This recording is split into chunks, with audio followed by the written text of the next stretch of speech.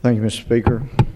We've had a number of questions asked. One question that we did not just hear that was expressed as important as, is a person impediment to the good order and discipline of the military or the military's mission?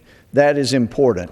And I heard the speaker say earlier, in essence, we need to allow or honor the service of all those who want to serve. That is not true. Every day, people who want to serve are not allowed to serve because they will be an impediment.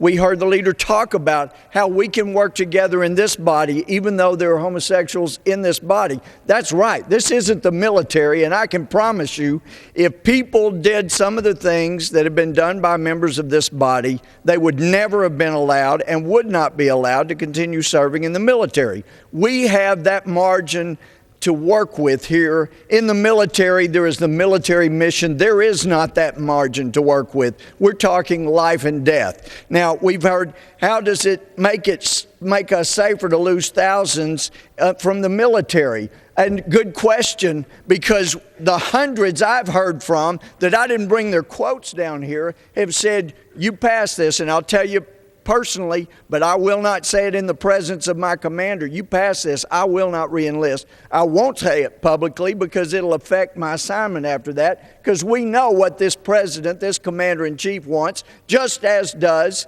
the Secretary of Defense. The two people that the president appoints said, let's do it, because they know the president appoints it. He's their boss. And then all of those who do not answer directly to the president, they've said this is a terrible idea. You want an accurate poll? Take one where military members can answer privately with no ability of the commanders to figure out who answered where. And then let's find out how many thousands or tens of thousands or hundreds of thousands we can lose with this activity. That's important. Now, we were told don't ask, don't tell is inconsistent with American values. I would submit the military.